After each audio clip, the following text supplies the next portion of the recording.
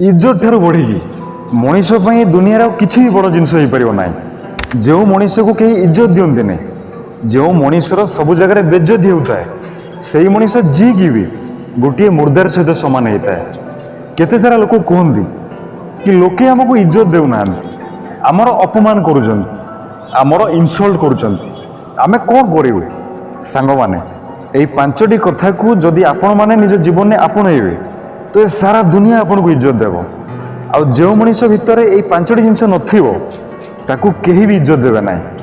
Number 1 self respect.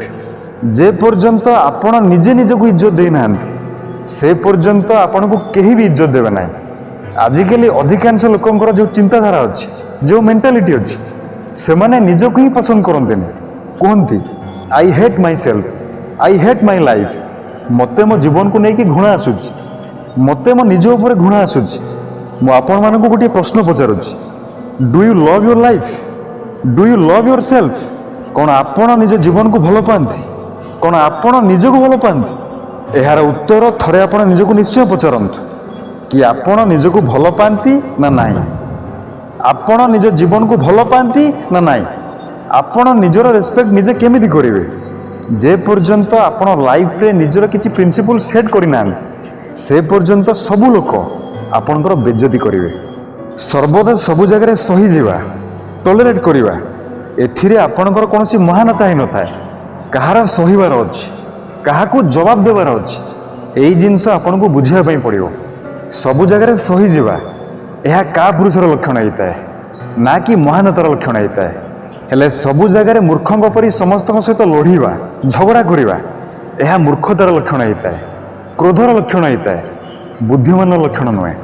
बुद्धिमान मनुष्य सी होता है जी कि एते बुद्धिमतार सहित उत्तर देव जो ता निजपाई स्वाभिमान देखा क्रोध देखा आपण जेबेका अपमान उत्तर दियंती तो ताहा आपण को क्रोध रु बाहरी थाए आपण को स्वाभिमान बाहरी न थाए कारण आपण ताको भल पाते आपण पूर्व ही क्रोधरे भरी बसुंट तो सर्वप्रथम आवश्यकता अच्छी सेल्फ रेस्पेक्ट जो आपण को इज्जतर कथा आसी जाए ना जो आपण को गिड़गिड़ा पड़ी थाए जो आपण को कहा आगे भिक मांगा पड़ी थाए जो आपण कहा पचर पागलों परी मरवा लगे बुझीजे आपण को बिल्कुल भी निजपाई सेल्फ रेस्पेक्ट नहीं जेबे कौन मनीष आपण सहित खराब व्यवहार करे आपण को भल पाइबा को भैल्यू न दिए आपण को समय भैल्यू न करे आपण को इज्जत न दिए तो आपण सेठार हटि जातु आपण से मनीष ठार दूरे जातु सी आपणकर जिते भी निजर हित ना कहीं कारण से मनीष आपण को केबे भी इज्जत देव ना।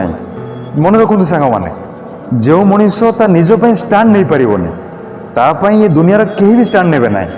जब आवश्यकता पड़ो निज इज्जत को बंचेबार निज स्वाभिमान को बंचेबार तो आपण क्या भी देखुनि आपण यह देखुनि कि ता सहित आपण संपर्क कौन आपण रिलेशन कौन। लोके कहती कि जदि से घर हो तो रिलेटिव मान भर हो तो देखु सांग मैंने यह निज मुंडरे क्लीयरली फिट कर दियंतु कि जेबे कथा इज्जत उपर आसी जाए तो सही कथा संपर्क ठार बढ़ी होता है। तो कौन सी कंडीशन में जदि आपण को लगुच कि आपण को इज्जत जाऊँगी आपण राजार भिकारी होचंतु तो निज इज्जत को संभालतु से संपर्क को नुहे आउ जदि से संपर्क को भांगे पड़े तो भांगी दिंतु किंतु निज इज्जत बचातु। जदि आपण निज इज्जत बंचे न पारे तो आपण कौन संपर्क को भी बंचाई पारे ना आउ से संपर्क में आपण केवल दुख ही पाई चलिए जो आपणकर कौन इज्जत न आपण से संपर्क में रुहतु जो आपणकर इज्जत थी। Number 2 presentation. आपण को प्रेजेंटेशन किपरि आपण निजको दुनिया आगे केमिति रखुचंती आपण को पोशाक परिधान करने शैली किपरि आपण को चालीचलन किपरि से ही आपन को इज्जत मिलता है। रास्तार गला बेले जदि कई भिकारी फोटामोटा पोशाक पिंधि बसी आपण ताको कौन इज्जत देवे ना। जदि कई ठेला गाड़ी लगे बसी आपण ताको सेतिकी इज्जत देवे जदि कई साधारण पोशाक अच्छी तो आपण ताको सेमिति ही इज्जत देवे जदि कई ऑफिसर ड्रेस अच्छी तो आपण ताको से इज्जत देवे जदि कई बिजनेसमैन ड्रेस अच्छी तो आपण ताको भी से इज्जत देवे जदि कई राजार ड्रेस अच्छी जदि कई रानीर ड्रेस अच्छी तो आपण ताको राजा रानीर इज्जत निजे ही देवे कारण तांकर प्रेजेंटेशन ही सेमितिका होता है। तो आपण निजे निजे को दुनिया सामने किपरि प्रेजेंट करुचंती यह आपण को ऊपर अच्छी ଆପଣ ନିଜକୁ ଦୁନିଆ ସାମ୍ନାରେ ରାଜା ଭାବରେ ପ୍ରେଜେଣ୍ଟ କରୁଛନ୍ତି ନା ଭିକାରୀଙ୍କ ପରି? ଯଦି ଆପଣ ଏହି କମ୍ପ୍ଲେନ୍ କରୁଛନ୍ତି କି ଲୋକେ ଆପଣଙ୍କୁ ଇଜ୍ଜତ ଦେଉନାହାନ୍ତି, ତ ଏହାର ମାନେ ବିଲକୁଲ ସ୍ପଷ୍ଟ କି ଆପଣଙ୍କୁ ଦୁନିଆ ସାମ୍ନାରେ ନିଜକୁ ପ୍ରେଜେଣ୍ଟ କରିବାର ତରିକା ଜଣା ନାହିଁ। ଲୋକଙ୍କ କମିଆ ବାହାର କରିବା ଛାଡ଼ି ଦିଅନ୍ତୁ। ଆପଣ ନିଜକୁ ଇମ୍ପ୍ରୁଭ୍ କରନ୍ତୁ। କେଉଁଠି କହିବାର ଅଛି, କେଉଁଠି ଚୁପ୍ ରହିବାର ଅଛି, କେମିତି କହିବାର ଅଛି, ନିଜକୁ କେମିତି ଦୁନିଆ ସାମ୍ନାରେ ରଖିବାର ଅଛି, ଏସବୁ ଆପଣଙ୍କ ହାତରେ ଅଛି। ଆଉ ଯେମିତି ଦୁନିଆ ସାମ୍ନାରେ ଆପଣ ନିଜକୁ ରଖିବେ, ଦୁନିଆ ଆପଣଙ୍କ ସହିତ ସେମିତି ହିଁ ଚାଲିବ। ଆଉ ଏହା ବିଲକୁଲ ସତ କଥା। Number 3, keep A goal and A dream for your life. ଆପଣ ଖାଲି ବସି ରୁହନ୍ତୁ ନାହିଁ।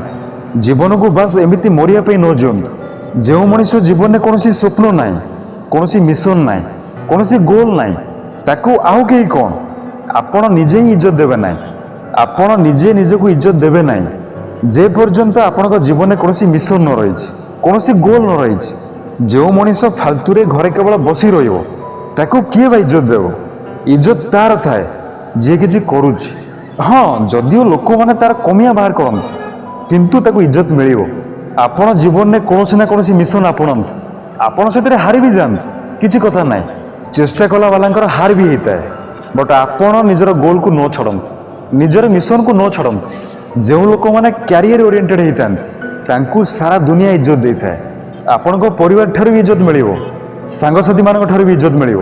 ତ ନିଜ ଜୀବନରେ କିଛି ନା କିଛି ଖାସ୍ କରନ୍ତୁ, କିଛି ବଡ଼ କରନ୍ତୁ, ନିଜ ସ୍ୱପ୍ନକୁ ସତ କରନ୍ତୁ। ଆଉ ଏ ଦୁନିଆକୁ ଦେଖାଇ ଦିଅନ୍ତୁ କି ଆପଣଙ୍କ ଭିତରେ ବି ଦମ୍ ଅଛି। Number 4, improve your knowledge. ଯେତେ ଅଧିକ ଜ୍ଞାନ, ସେତେ ଅଧିକ ଇଜ୍ଜତ। ଯେଉଁ ମଣିଷ ଭିତରେ ଯେତେ ଅଧିକ ଜ୍ଞାନ ଥାଏ, ଜ୍ଞାନ କେବଳ ବହି ନୁହେଁ, ଜ୍ଞାନ ଆପଣଙ୍କ ଅନୁଭବର, ଜ୍ଞାନ ଆପଣ ଜୀବନକୁ କିପରି ଦେଖୁଛନ୍ତି ତାର, ଜ୍ଞାନ ଆପଣ ଜୀବନଠାରୁ କ'ଣ ଶିଖିଲେ ତାର, ଜ୍ଞାନ ଏହାର କି ଆପଣ ଜୀବନରେ କ'ଣ ଦେଖୁଛନ୍ତି। Number 5, communication skill. କଥା କହିବାର କଳା। ଆପଣଙ୍କ କଥା କହିବାର ଶୈଳୀରୁ ହିଁ ଏହା ନିଶ୍ଚିତ ହେବ କି ଆପଣ ଲୋକଙ୍କ ହୃଦୟରେ ରାଜ କରିବେ ନା ସେମିତି ହିଁ ତଳେ ରହିବେ। ଏହା ଗୋଟିଏ ଏମିତି ଜିନିଷ, ଯଦି ଆପଣ ଚାହିଁବେ ତ ପୁରା ଦୁନିଆ ଜିତିଯିବେ, ଆଉ ଯଦି ଆପଣ ଚାହିଁବେ ତ ନିଜ ପାଖରେ ବି ହାରିଯିବେ।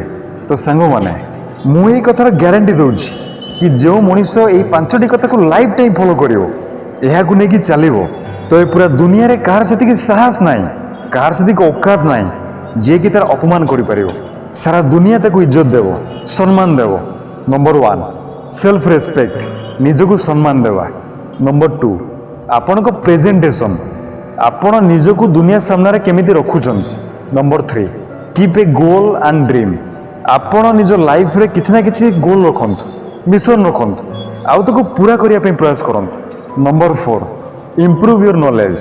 ନିଜର ଜ୍ଞାନକୁ ସବୁଦିନ ବଢ଼େଇ ଚାଲନ୍ତୁ। Number 5, communication skill. ଆପଣଙ୍କ କଥାବାର୍ତ୍ତା କରିବାର ଶୈଳୀ। ପ୍ରତ୍ୟେକ ଦିନ ଆପଣ ଏଇ 5ଟି ଜିନିଷ ଉପରେ କାମ କରନ୍ତୁ। ମୁଁ କଥା ଦେଉଛି, ସାରା ଦୁନିଆକୁ ଆପଣ ଜିତିଯିବେ। ଧନ୍ୟବାଦ।